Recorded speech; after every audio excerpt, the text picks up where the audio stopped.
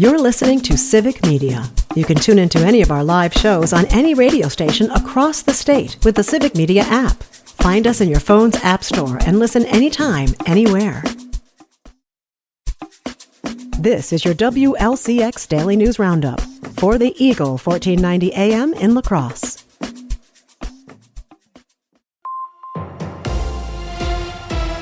For 1490 WLCX, I'm Jimmy Kuska. The race for Wisconsin's governor continues to take shape as one new candidate is announced and another drops out. With more, here's Civic Media's Savannah Tomei-Olson. Hughes has served as secretary and CEO of the Wisconsin Economic Development Corporation since 2019. She left her post about a week and a half ago, rumored to be entering the gubernatorial race.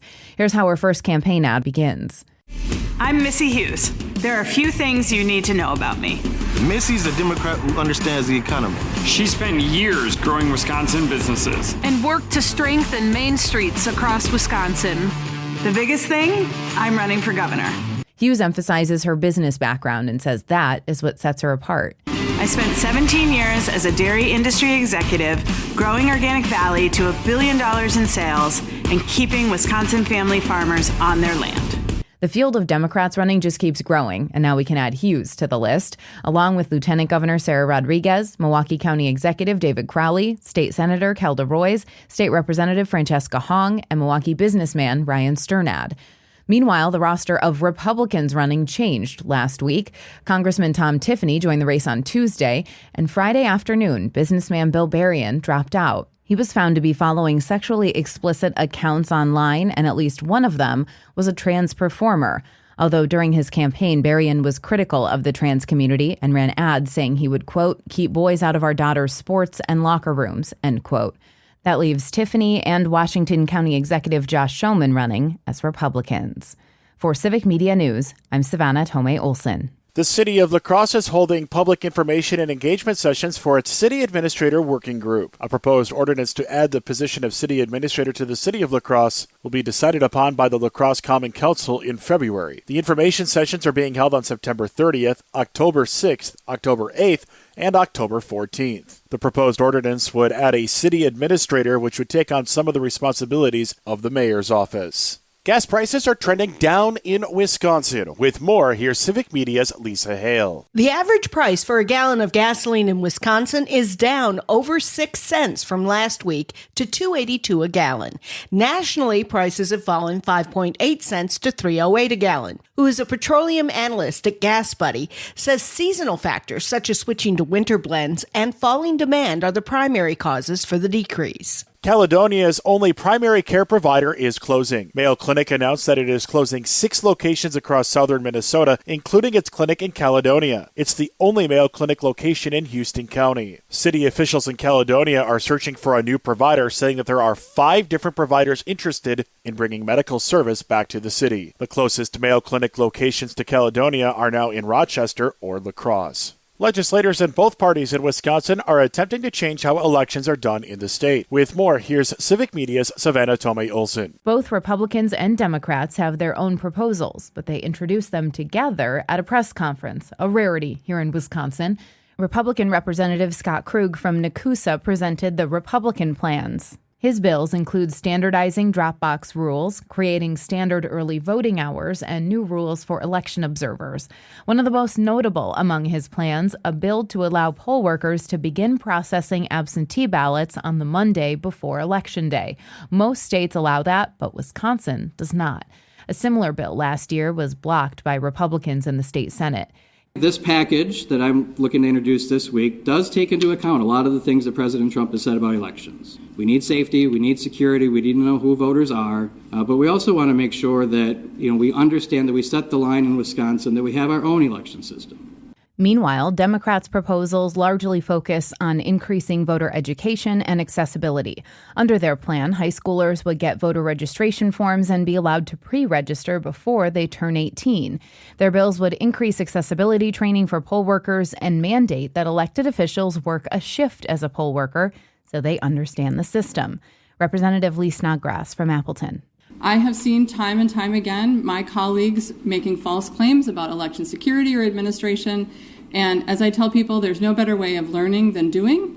Their plans would also increase protection for clerks, their staff, and poll workers. Krug has signed on as an author of 3 of the Democrats' bills. Lawmakers made it clear they don't agree on all of these proposals, but they want to work it out in committee like they're supposed to. I'm Savannah Tomei-Olson, Civic Media News. Download the free Civic Media app now at civicmedia.us/app. For $14.90 WLCX, I'm Jimmy Kuska.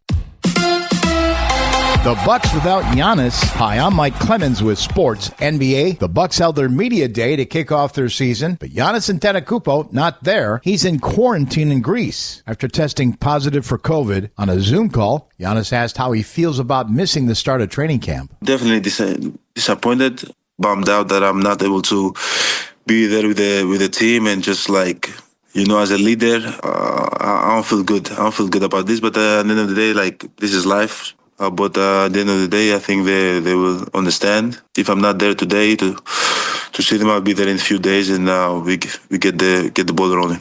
College football, the Wisconsin Badgers have a rough schedule ahead with games against Iowa, Ohio State, and this Saturday they travel to Michigan. Our ability to maintain and sustain some consistency as we continue to push and grow is going to be every bit as important as anything else. That's the Badgers head coach Luke Fickell. With sports, I'm Mike Clemens.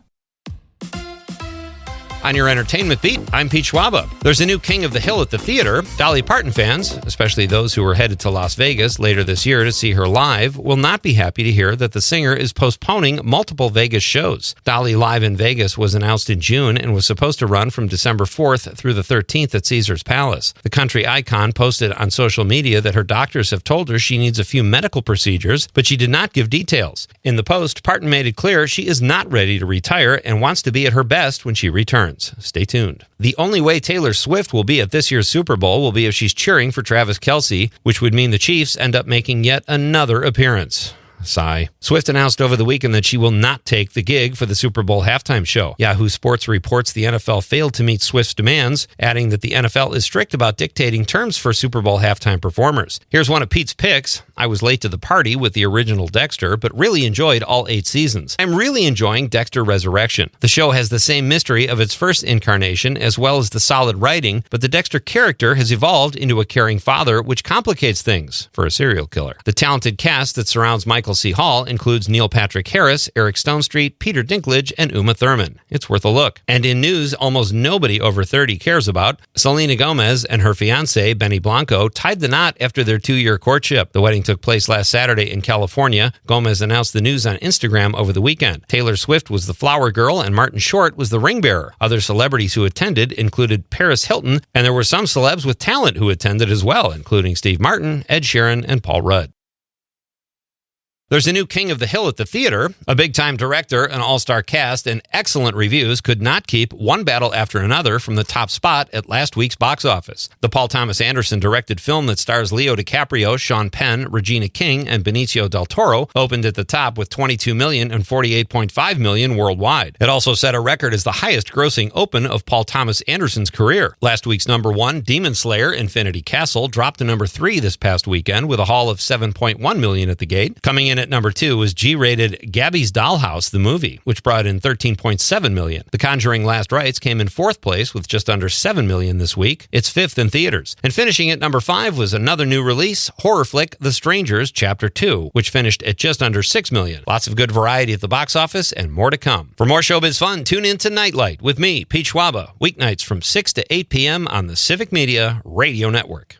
Partly cloudy today with a high in the low to mid 80s here this afternoon. Tonight, mostly cloudy. We're going to drop to around 56 for an overnight low. Tomorrow, another partly cloudy, warm day with a high right around 80.